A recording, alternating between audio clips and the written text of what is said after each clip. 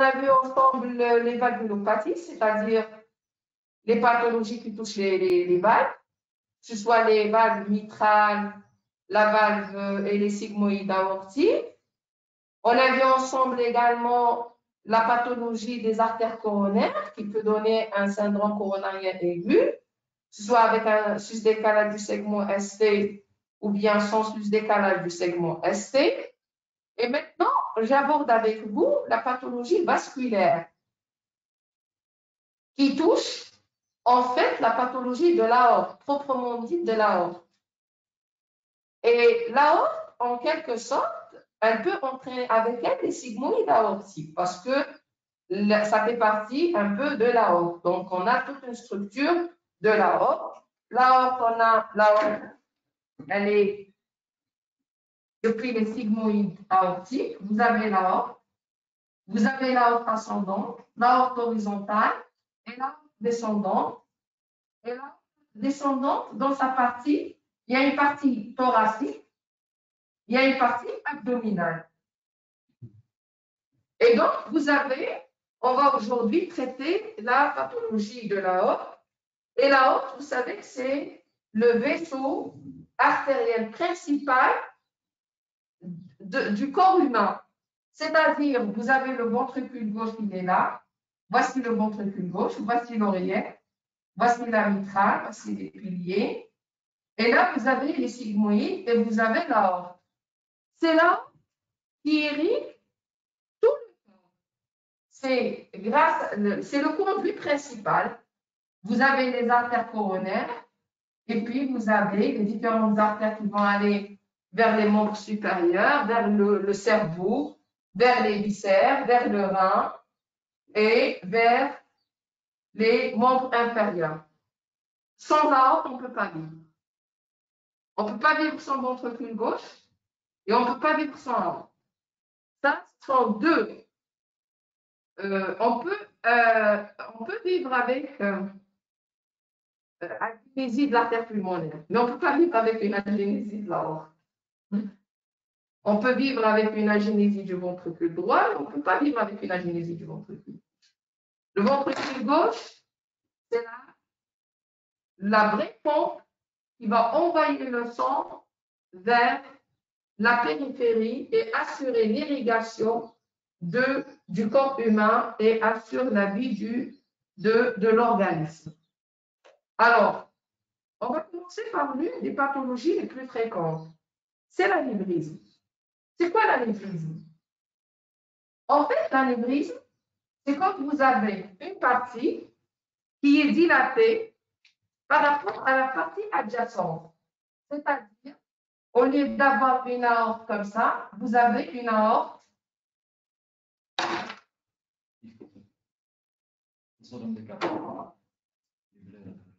Il n'y a pas. Donc, vous avez une partie qui est dilatée. Là, cette période, je redessine avec le noir. Au lieu d'avoir comme ça, vous avez comme ça. Une aorte qui est anévrismale. Et ça, c'est en comparant toujours l'aorte à la partie adjacente. On peut avoir une dilatation ou un anévrisme de l'aorte ascendante. On peut avoir un anévrisme de la partie horizontale. On peut avoir une dilatation ou un anévrisme de l'aorte descendante. On peut avoir une dilatation ou un anévrisme de l'aorte thoracique et abdominale, c'est-à-dire toute l'aorte descendante. Et parfois, on a juste l'anévrisme de l'aorte abdominale qui est très fréquent. Donc, quand l'aorte, dans la partie anévrismale, elle dépasse 1,5 fois la partie adjacente. C'est ça ce qu'on appelle anévrisme. Et nous, ce qui nous intéresse surtout, c'est l'anévrisme de la partie thoracique, c'est-à-dire l'aorte ascendante, horizontale, ou bien l'aorte descendante thoracique. Tout ce qui est abdominal, on ne traite pas souvent, nous, les cardiologues, on traite surtout tout ce qui est thoracique, c'est la partie thoracique. Sinon, le reste, ça relève des chirurgiens vasculaires. C'est eux qui traitent un peu l'anévrisme de l'aorte abdominale et le reste des anévrismes. Mais généralement, le diagnostic des anévrismes, c'est le cardiologue.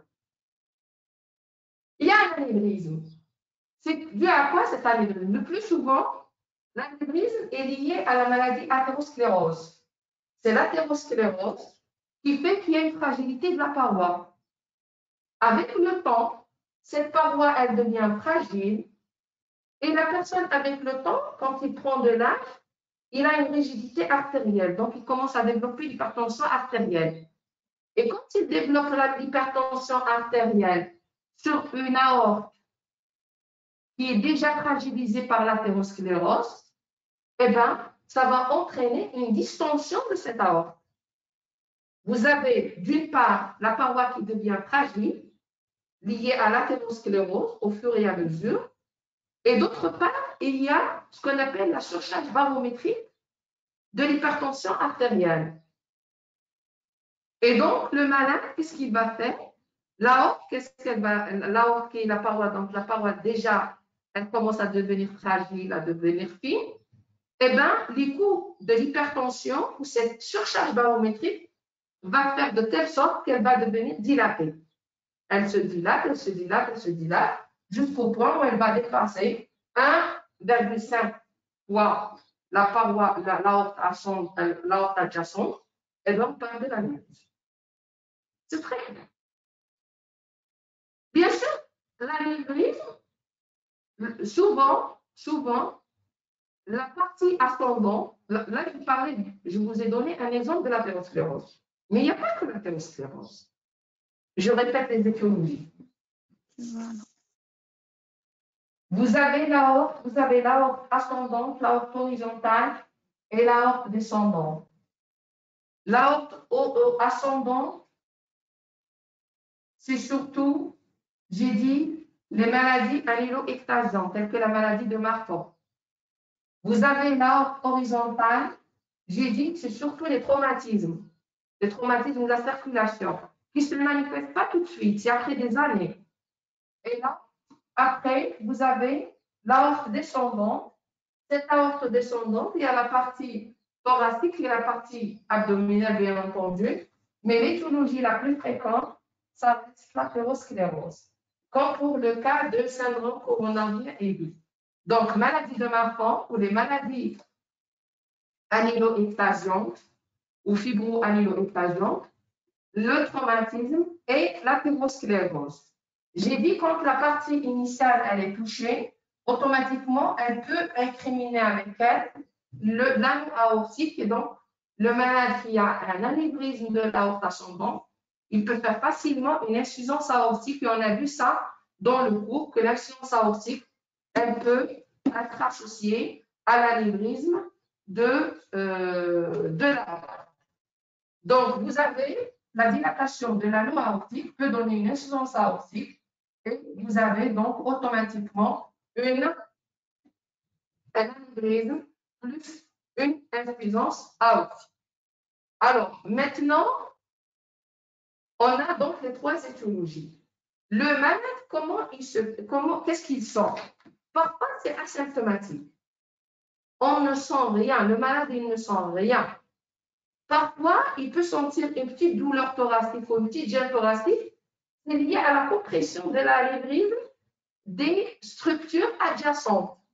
Il touche à certains nerfs, à certains ganglions, à certaines structures thoraciques. Ça donne une petite gêne. Il a la notion de gêne. Mais mis à part ça, le malade, il ne sent rien, sauf si cet anévrisme-là de l'aorte ascendante, il est associé à une insuffisance aortique. Et si cette insuffisance aortique est importante, il va sentir plutôt les signes ou la symptomatologie de l'insuffisance aortique. Et l'insuffisance aortique, on a vu la symptomatologie ensemble. C'est la dyspnée, c'est la sténie, c'est la fatigue, c'est la douleur thoracique, ainsi de suite. Donc, en lui-même, rarement, on fait la découverte suite à un symptôme. Mais généralement, on fait le diagnostic de l'anévrisme quand on fait une radio du thorax suite à une pathologie X, par exemple, il fait une petite grippe, il fait une pneumopathie, on demande la radio du thorax, on tombe sur un médiastin qui est élargi, par exemple. Ou bien, sa malade, on lui demande de faire l'échographie dans le cadre préopératoire. Il va se faire sur la vésicule, il va se faire opérer sur le côlon, peut-être l'appendicite, une fracture du fémur chez le sujet âgé. Et hop, on tombe sur l'anévrisme. Et souvent, le diagnostic des anévrismes, on fait le diagnostic quand on fait l'échographie pour les malades. On fait l'échographie et combien on a découvert des anévrismes suite à l'échocardiographie faite dans un autre but, pas pour voir l'anévrisme, mais dans un autre but, et on découvre l'anévrisme. Donc, la symptomatologie en elle-même, elle est très pauvre. Elle est très pauvre. Elle peut être liée à l'insuffisance aortique, oui. Elle peut être liée à la compression, mais le reste, généralement, on n'a pas beaucoup de choses.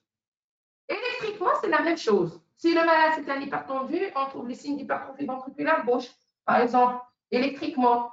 Si le malade présente une insuffisance aortique associée, on trouve les signes de surcharge ventriculaire gauche diastolique.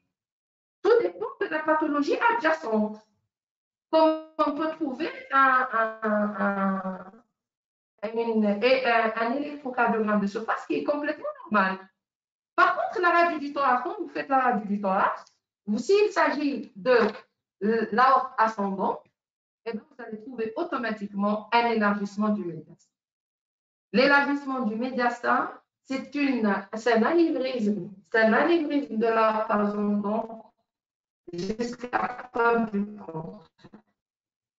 Donc, généralement, on fait la radio du thorax, on trouve un médiastin élargi.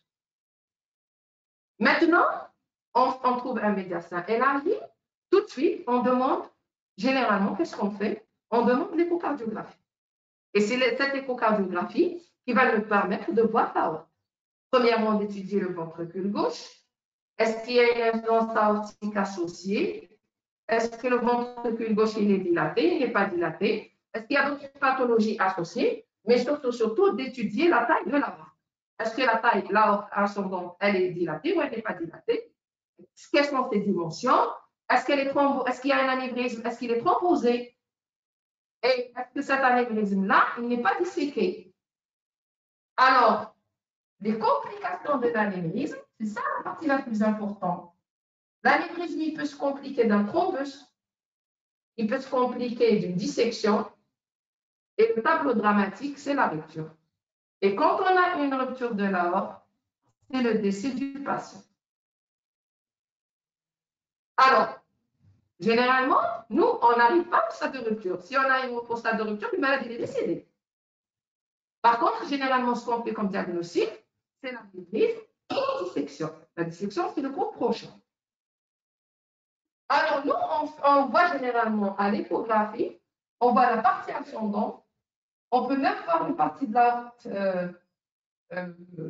horizontale, et on peut voir une partie de l'aorte descendante, un peu en regard de l'oreillette gauche en arrière.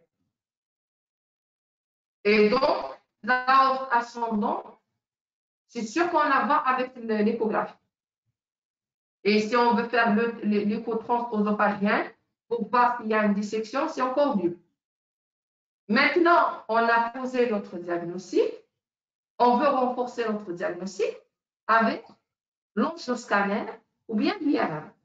Ce sont les deux moyens qui me permettent d'étudier l'aorte dans toutes ses parties en faisant des coupes étatiques. Parce qu'avec l'échographie, on peut louper l'aorte descendante, on peut louper l'aorte descendante. L'aorte ascendante, on la voit, bien sûr. Maintenant, quand on veut étudier l'aorte en totalité, c'est l'angioscan et l'IRM qui vont nous permettre de voir l'aorte dans sa totalité et voir même s'il n'y a pas un thrombus quelque part, s'il n'y a pas une dissection quelque part. Par contre, la rupture, on n'a pas le temps de voir la rupture parce que c'est la rupture, c'est la mort. Une aorte en plus, c'est la mort. Quand je vous ai parlé de l'aorte ascendante, c'est le marfan ou les maladies amyloïdasiantes. Ici, c'est traumatique. Ici, c'est l'athérosclérose. Mais sans oublier les inflammations. Toutes les maladies inflammatoires peuvent donner un anévrisme de l'aorte. C'est ce qu'on appelle les aortites. Les aortites, c'est-à-dire toute inflammation de l'aorte, peut entraîner, ça peut rentrer dans le cadre généralisé, comme ça peut rentrer dans un cadre spécifique. C'est toutes les aortites qui peuvent donner, quand on rajoute it, ça veut dire inflammation, qui peuvent donner de l'anévrisme. C'est pour cette raison, devant tout anévrisme, on demande toujours un bilan biologique. Ce bilan biologique, c'est surtout la formule de numération sanguine pour voir si le maladie n'est pas en train de saigner, si le maladie n'est pas anémique. Parce qu'on peut avoir également une rupture de l'aorte, mais partielle dans les poumons ou dans la plèvre. Ça colmate un peu. Le malade se présente surtout avec un tableau d'anémie sévère. Il peut survivre quelques jours. On a eu, il n'y a même pas un mois, un malade qui est décédé ici chez nous, personne ne voulait l'opérer. Il avait un anévrisme rompu dans la plèvre de façon partielle. Il a fait de l'anémie et puis il est décédé à bras brûlés, enfin, dans un tableau, c'est vrai, dans un tableau foudroyant, mais il a séjourné quelques jours ici, à notre niveau. Il est resté, je pense, 5 jours. Ça fait pas longtemps. Alors, donc, les aortites, il faut demander un bilan inflammatoire. Le bilan inflammatoire, la vitesse de sédimentation, VS, CRP, fibrinogène. On demande le bilan rénal, parce que si on a un anévrisme des artères rénales, ça peut perturber la fonction rénale. Donc, tout dépend du siège de l'anévrisme. Donc, les complications de l'anévrisme, c'est quoi?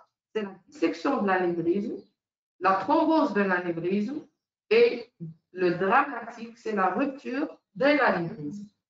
Quand il s'agit d'un anévrisme qui siège au niveau de l'aorte ascendant, il faut faire un remplacement avec un tube valvé.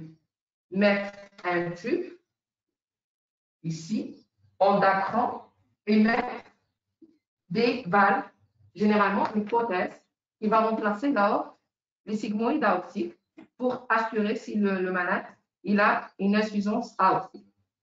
Alors, quand vous avez l'aorte ascendante, avec un anévrisme volumineux, symptomatique, c'est une urgence. Il faut opérer rapidement le malade. Sinon, il risque d'évoluer vers la dissection, il risque d'évoluer vers la thrombose, et il risque d'évoluer vers la rupture.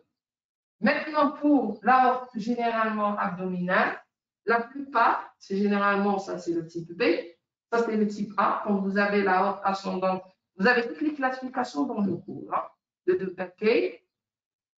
Ça c'est le type A. Et tout ce qui est aorte descendante, c'est le type B. Parce que le type A, pour nous, c'est le plus grave. C'est le plus dramatique. Pourquoi? Parce qu'il est collé au ventricule gauche. Et si jamais il y a un anévrisme ou il y a une dissection, ou il y a une insuffisance aortique importante, ça va retentir sur le ventricule gauche. Et c'est pour cette raison qu'on opère généralement le type A, on les opère rapidement. Chaque fois qu'il y a, mais on peut avoir un anévrisme de l'aorte ascendante totale. D'accord? On peut avoir toute l'aorte qui est touchée par l'anévrisme. Et là, il y a un diagnostic différencié, ce qu'on appelle méga-aorte, c'est-à-dire une dilatation, une aorte dilatée dans toute sa fonction, mais ce n'est pas anévrismal. L'anévrisme, il faut savoir que l'anévrisme, il fait toujours une petite ligne avec la paroi adjacente, c'est-à-dire qu'il marque la limite. C'est comme s'il y a un collet. Ça, l'anévrisme. Par contre, l'ectasie, c'est ça. Vous faites une augmentation de la taille, mais sans qu'il y ait une limite franche entre la partie anévrismale et la partie non anévrismale. Par contre, tout ce qui est anévrisme, ça vous donne comme ça. Vous avez l'impression qu'il y a un collet. Vous avez l'impression, c'est avec ce stylo-là, vous avez l'impression qu'il y a un collet. D'accord? Qu'il y a un collet. D'accord? Voilà. On peut avoir des anévrismes qui sont localisés, on peut avoir, mais généralement, quand on a un anévrisme, généralement, c'est tout là, le contour, c'est tout le contour de l'aorte. Et le traitement, bien entendu, ça repose sur la chirurgie. Et avant de la chirurgie, si vous voyez que votre maladie fait un anévrisme, mais qui n'est pas très développé, il faut contrôler la tension artérielle et il faut contrôler les facteurs de risque cardiovasculaire pour éviter l'évolution vers un anévrisme plus volumineux ou vers une complication. Voilà. Je vous ai simplifié le cours des anévrismes. D'accord? Maintenant, on va passer à la dissection. C'est quoi la dissection? Eh bien, vous savez que la dissection, c'est ce qu'on appelle, nous, l'urgence médico-chirurgicale. De notre époque, quand ça remonte à une trentaine d'années, quand j'étais résidente en cardiologie, quand on reçoit une dissection de l'aorte, on reçoit pratiquement 20 infarctus, que vous appelez aujourd'hui le syndrome coronarien aigu, avec sus-décalage du segment SC. C'est-à-dire que la dissection de l'aorte est une pathologie qui est rare. Ce n'est pas une pathologie qui, heureusement, parce qu'elle est mortelle. Elle est très mortelle. Quelqu'un qui fait une dissection de l'aorte, le risque de mortalité avant qu'il n'arrive à l'hôpital est de 50%. Et il augmente de 1% chaque heure. C'est-à-dire, s'il va rester dans le service 24 heures, le taux de mortalité, il va grimper à 74, 24 heures. 24 fois 1%. S'il va rester encore 2 jours, c'est 48. C'est 48%. Le taux de mortalité, il est très élevé. Tous les malades qu'on a reçus depuis l'année passée pour les dissections de l'aorte, ils sont tous morts parce que rarement les malades sont opérés. Il y avait un seul malade qui a survécu. C'est un malade qui présentait une insuffisance aortique importante avec un anévrisme disséquant de l'aorte. Il a été opéré récemment à Al-Azhar. Ils lui ont fait un tube valvé, puis il a séjourné en réanimation parce qu'il a étendu la dissection vers les artères du vaisseau du cou. Et il est venu la semaine passée, je l'ai vu, en post-opératoire. Il n'a pas encore enlevé les fils. On a insisté pour qu'il soit opéré. Il a été opéré. Mais c'était surtout pour l'insuffisance aortique, pas pour l'aorte, lui, elle-même. Il a survécu. Voilà, donc pour vous dire que c'est une pathologie qui est très grave. Donc, la dissection de l'aorte, d'abord, c'est quoi? Premièrement, c'est un clivage au niveau de l'intima média, l'intima et le tiers de la média, de telle sorte que le sang, il va rentrer dans la paroi de l'aorte. C'est comme s'il y a un hématome de l'aorte. Et alors, je schématise. La vraie aorte, elle est comme ça.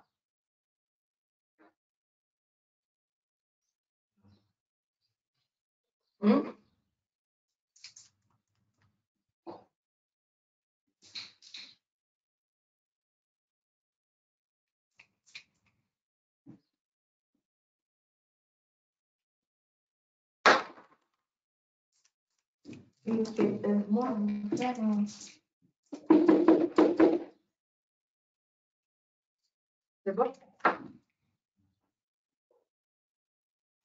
C'est bon, celui-là? Voici donc l'aorte. Voici l'aorte.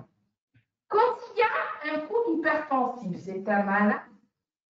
En fait, la paroi, elle est comme ça, d'accord? La paroi de l'aorte, elle est comme ça.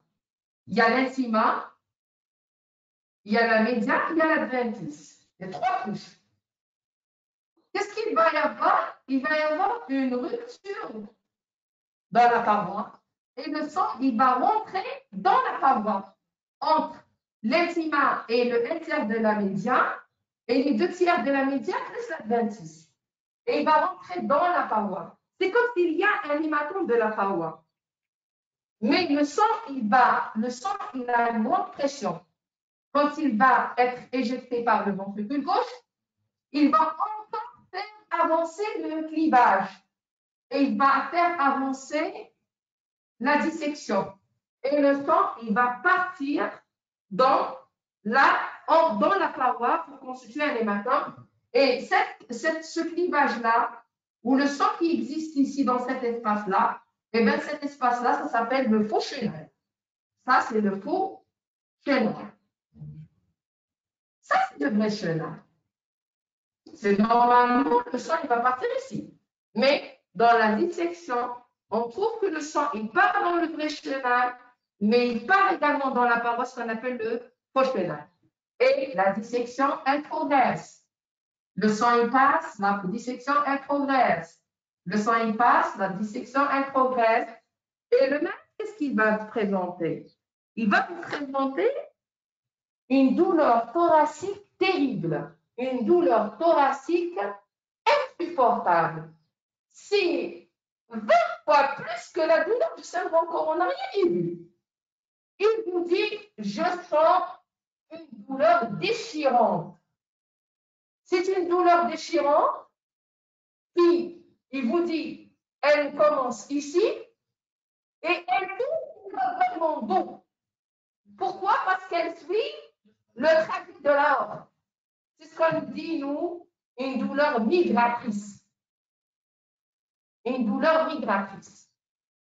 Eh bien, la douleur déchirante, si vous avez assisté à des malades qui font la dissection, vous essayez de les attacher au lit, ils vont renverser. C'est une douleur insupportable. Insupportable. C'est une douleur déchirante. C'est une douleur qui progresse et elle est migratrice. Elle est plus importante que celle du syndrome coronarien aigu. Elle est accompagnée avec des signes neurovégétatifs. Le malade transpire, il est tachycarde. C'est un malade qui est agité. Donc, c'est une douleur déchirante parce qu'il y a une déchirure et elle est migratrice. C'est ça, les caractéristiques de la dissection de l'aorte. La dissection de l'aorte, vous savez que quand la dissection, elle va toucher toute l'aorte, le malade, il n'a plus mal. La douleur va s'arrêter. Mais malheureusement, le malade, il va préparer sa mort. Parce qu'elle s'est déchirée.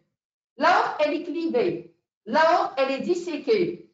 Eh bien, il va faire une insuffisance cérébrale, il va faire une insuffisance rénale, il va faire une insuffisance viscérale, il va faire une ischémie des membres, il va faire une ischémie du membre supérieur, une ischémie des membres inférieurs, et il va faire une insuffisance rénale. Et à chaque heure, après la dissection, d'ailleurs, vous dit, moi, je ne sens plus rien, la douleur est partie.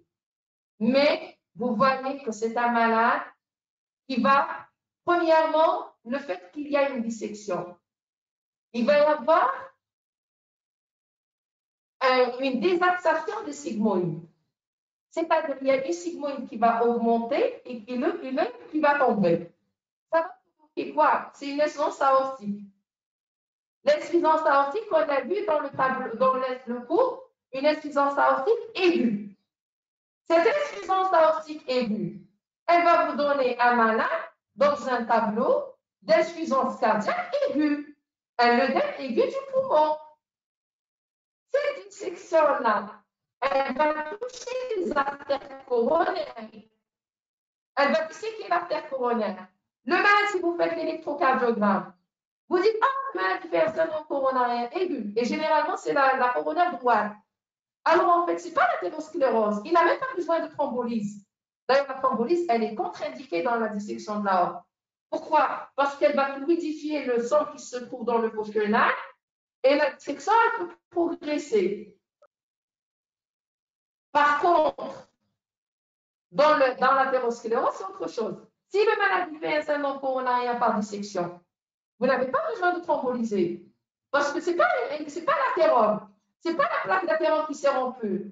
Ici, c'est l'artère coronaire qui s'est disséquée. Et ça, c'est l'une des étiologies rares du syndrome coronarien aigu. Le malade, donc, il va présenter une insuffisance aortique, il va présenter un syndrome coronarien aigu, Et quand vous allez prendre la tension au niveau des deux bras, généralement, c'est l'artère hypertendue. C'est l'hypertension qui a provoqué ce clivage-là. Ou bien, c'est la maladie de Marfan. La maladie de Marfan, le malade n'est pas hypertendu. La maladie de Marfan, chez le sujet jeune. La maladie de Marfan, il y a une dissection suite généralement à un effort. D'ailleurs, on contre-indique l'effort dans les maladies de Marfan. Supposons que c'est un sujet âgé et que c'est un sujet d'un certain âge, adulte, et qu'il y a de l'hypertension qui a entraîné donc la rupture de la paroi avec un clivage, une dissection. Et donc, le malade, vous allez prendre la tension au niveau des deux bras. Vous allez trouver qu'il y a une anisotension, c'est-à-dire que la tension n'est pas la même. Il y a une différence entre les deux tensions. Parce que la dissection a touché déjà les artères par là, elle n'est pas encore arrivée pour disséquer l'autre. Et comme vous avez la dissection de tout, par la suite, il va y avoir un choc cardiogénique parce que tout est disséqué. Donc, vous avez la lysotension, vous avez une douleur déchirante et migratrice. Vous auscultez, vous allez trouver un souffle d'insuffisance aortique, d'apparition récente. Le malade n'est pas valvulaire, il n'est pas connu pour valvulopathie. Vous allez trouver une anisotension.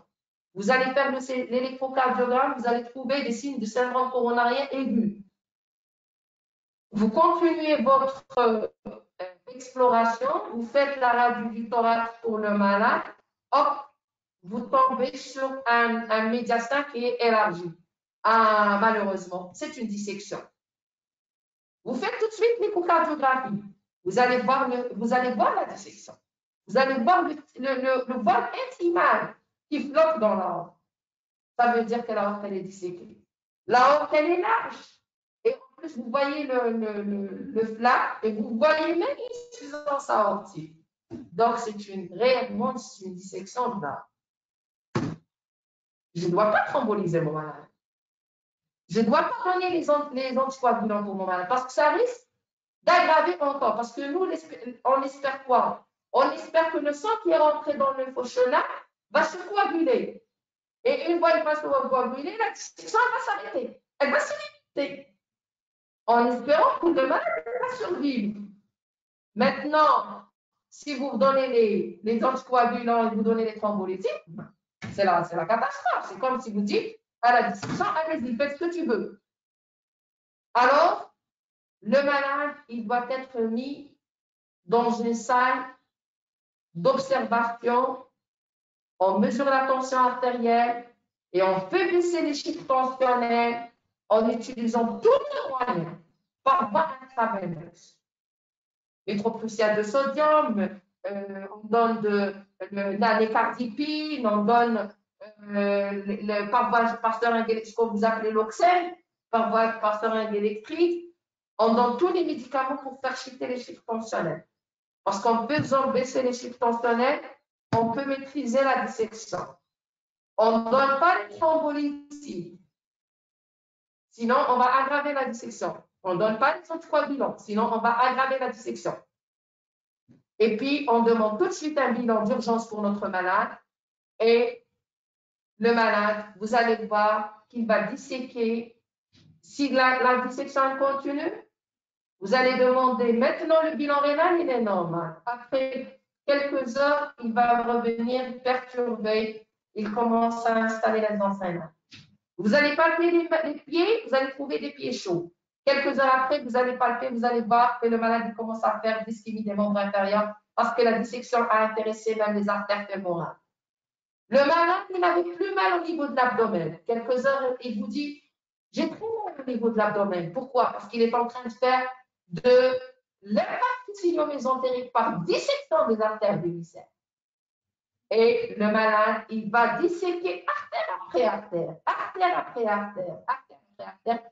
Et une fois il va disséquer tout, il va faire un tableau d'insuffisance rénale, il va faire un tableau d'ischémie aiguë des membres inférieurs, il va faire un tableau d'insuffisance aortique, il va faire un tableau de syndrome coronarien aigu, il va faire un tableau qui prouve que le malade il est en train de souffrir sur le plan neurologique. C'est comme s'il est en train de faire un AVC. et il tombe dans le coma et il décède. Ça, c'est le malheur de la dissection. Si on arrive à opérer le malade, c'est pour cette raison on dit que c'est l'urgence médico-chirurgicale. Pourquoi? Si jamais l'opérateur ou le chirurgien il accepte de vous opérer le malade, parce que le chirurgien, il a raison, il ne veut pas avoir un décès sur la table. Il ne veut pas opérer un malade où il n'a plus de chance. Il veut bien opérer un malade qui a plus de chances pour survivre. Donc, si jamais il voit qu'il y a de la chance pour le sauver, eh bien, il va l'opérer et ça va empêcher. L'opération, ça consiste à quoi? Consiste à opérer la haute ascendante. Parce que c'est la haute ascendante qui conditionne la survie de la malade. C'est parce qu'il a fait une insuffisance aortique, parce qu'il a fait une syndrome coronarien aigu, parce que les troncs supra-aortiques, ça dépend de toute cette partie-là. Qu'est-ce qu'on fait? On fait un tube valvé, comme pour l'anévrisme. On n'opère pas toute la aorte, même si la dissection intéresse toute la aorte. On n'opère que la aorte ascendante. C'est l'urgence. Le reste, on le laisse évoluer et on va reprendre le malade à froid. Ce que vous devez apprendre de la dissection de l'aorte, c'est que c'est une urgence médico-chirurgicale. Ce que vous devez apprendre de la dissection de l'aorte, c'est un clivage de l'intima média avec la média adventice et qui a un fonctionnal et que dans ce fonctionnal, le sang il va passer. Ce que vous devez apprendre de la dissection de l'aorte, c'est une douleur migratrice, déchirante et migratrice. Ce que vous devez apprendre de la dissection, c'est qu'elle peut donner une insuffisance aortique et vous allez entendre le souffle d'insuffisance aortique. Ce que vous devez apprendre de la dissection, qu'elle peut vous donner un syndrome coronarien aigu par dissection de l'artère coronaire. Et vous allez avoir des signes électriques de syndrome coronarien aigu. Alors que votre malade, il ne nécessite pas la thrombolyse, elle est contre-indiquée. Parce que là, il faut bien analyser les choses. Est-ce que je n'entends pas un souffle? Est-ce qu'il n'y a pas une anisotension? Est-ce que le médiastin n'est pas large? Est-ce que ce n'est pas une douleur de la dissection? La douleur de la dissection contre-indique la thrombolyse. Contre-indique la thrombolyse. Donc, ce que vous devez apprendre sur la dissection, c'est que chaque fois que la dissection, elle progresse, chaque fois que le taux de mortalité est élevé. Il faut apprendre que la dissection, 1 heure, ça vaut 1% de mortalité. 2 heures, 2%. 24 heures, 24. 48 heures, 48% de mortalité. Ce que vous devez apprendre de la dissection, c'est qu'elle va perturber tous les organes. Parce que là, elle nourrit tous les organes. S'il y a une dissection, ça va être tous les organes qui vont être touchés. Ce que vous devez apprendre de la dissection, c'est que la thrombolyse, elle est contre-indiquée, que le traitement, il repose sur le contrôle de la tension artérielle et faire tout de suite une échographie, généralement, ça nous permet de voir le flap intimal. Si on a des doutes, on peut demander l'angioscan et l'IRM comme pour l'anévrisme. Et ça va nous conforter le diagnostic et donner les dimensions et la dissection et l'étendue de la dissection. Et puis, bien sûr, le taux de mortalité est très élevé. La dissection, elle s'accompagne d'un taux de mortalité très, très élevé. Et la dissection, le traitement repose sur le contrôle de l'hypertension artérielle et sur le traitement chirurgical qui consiste à remplacer l'aorte ascendante, le type A, pour éviter le décès du malade. Et voilà les 2 cours sur l'anévrisme et la dissection qui sont bien résumés. Je vous ai donné l'essentiel et vous trouverez tout dans le cours dans l'anévrisme et la dissection de l'aorte. Et je vous remercie. Alors, des questions, on entame rapidement avant que la connexion ne parte. Il est midi, hein? 11h. Ah, d'accord, donc là, j'étais en train de parler midi. D'accord, ok, très bien, parfait. Alors, les questions. Mais pourquoi tout à l'heure, la fille, on l'entendait? Il vaut mieux ne pas laisser le... ما فقناش باللي راحت لا كونيكسيون. Ah, d'accord, oui. ما توليش من بعد هضروا باش. D'accord, ouais. On ouvre la ferme des... Est-ce que d'abord, premièrement, est-ce qu'ils ont compris? Est-ce qu'ils ont compris? Il y a un étudiant qui a dit merci professeur, cette explication est magnifique. Mal.